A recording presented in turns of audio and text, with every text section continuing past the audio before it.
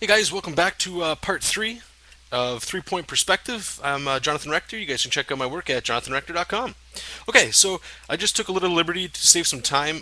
Basically, in the last video, I showed putting all the lines from this point here on the X line. And on this side, I did the exact same thing. I just did this off camera to save some time, like I said. Again, just adding a whole crap load of lines. And then what I also did was at a 90 degree, again, I don't want it right in the middle of the image. If you guys can see it, I'll zoom in a little bit when we start working on the details. But 90 degrees of it, and that's going to be our Y line. And we'll say way up here at the top is the point for that. And again, let me just move the paper around here so I can adjust it. All we're going to do is start drawing lines. Just go crazy. A little tip I will give you guys in this stage as well. If I have the paper taped to the actual image to get like these really long lines, what I like to do is draw outside the panel the lines because sometimes you get confused with all these lines intertwining with each other, and that's no good for anybody. So I find if I continue the line outside of the panel or the illustration, it gives me more of a guideline to fixate on what I'm doing. Okay, so we'll say that's totally done. Let me just flip it around. Again, also, I can show you a real quick trick as well. Just by flipping the picture upside down, as you can see now it's as if you were flying. And you could put some buildings in here. And all I'm going to do is put some boxes and flip it around and show you. But this is how we started, this way. And if you can see in your mind's eye again, you can see you looking up at a building. And what I'm going to do, what I normally do is, if this was my comic page, we'll say this character's in a land of floating boxes, okay?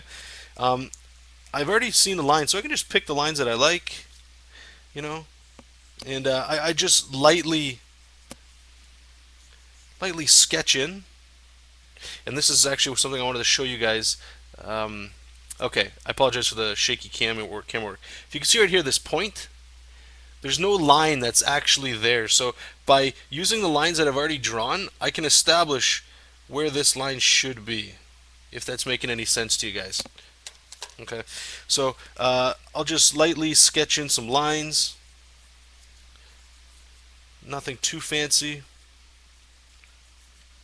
Okay, there's a box there. I'll put a box in the extreme foreground here. That's cool. Get another one here.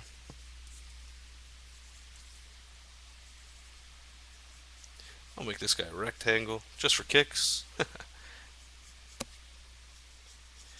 And I'll put one final big mofo right here.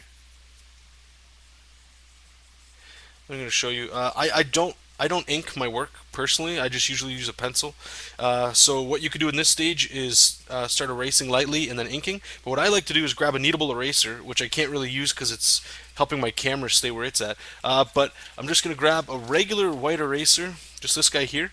The only problem with this is it smears. Okay, so with the kneadable it's a little bit better. But the whole point of it is try not to smear it too much. You want to erase your lines lightly, and this is how you start cleaning up your image. Okay. You're going to erase your lines lightly. Your sketch lines that you already put in, I'm sure you guys can still see them, those boxes that I put in. Normally I'll go a little bit, cleaner than this, but you want to keep it so the lines are still there. You can still pick from lines that you've already established by doing your perspective. Okay? And I'm going to assume this blue Paper Mate pen right here would be my inking tool if I inked or whatever. And now, this is where you could grab your ruler if you wanted to, but I usually don't use one. Like I said, this is small enough that I feel confident that I could get away with basically just trying to draw over the straight lines that we've already drawn.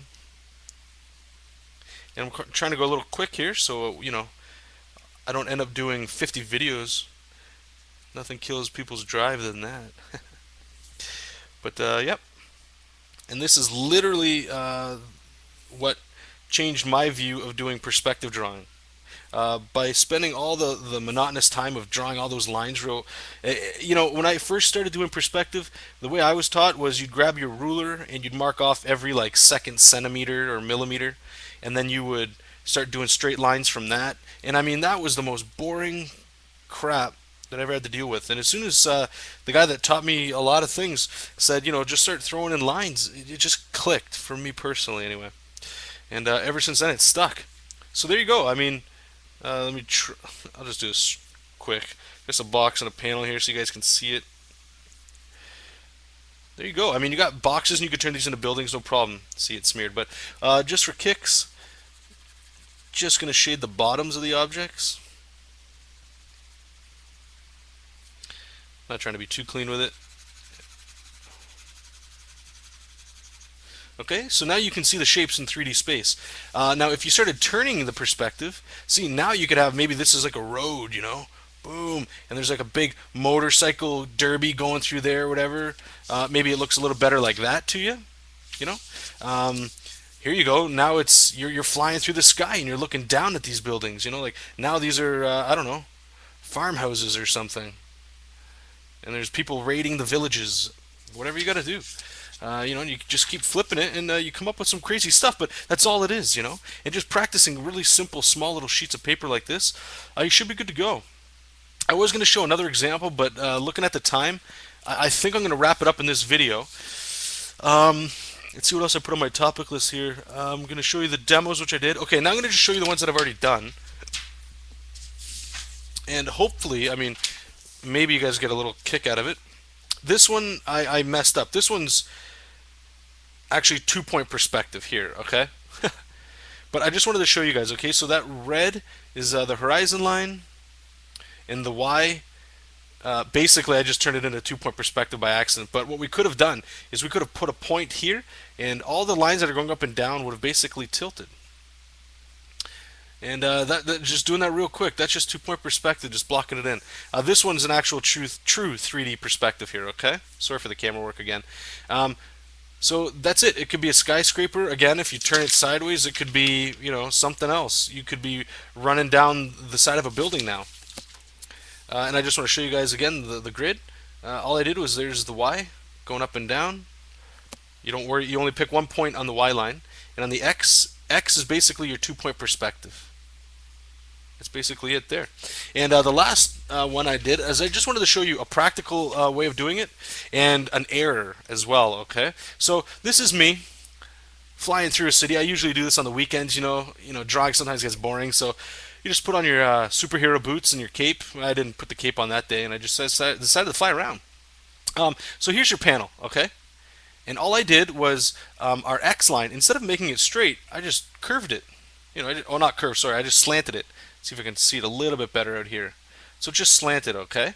And it gives things a little bit more of a, a little dynamic appearance there. And the Y line, I just put down here. Now here's the problem. This Y line is way too close to the frame, okay? This X point is also too close, and what happens is this point and this point, they're so close to the image that their lines end up overlapping. Now, if you look over at these buildings, you might say, that doesn't look bad, that looks fine. And then you look over here and, ooh, what's going on with that? That's the whole reason, because those lines that are going down there, it's too close.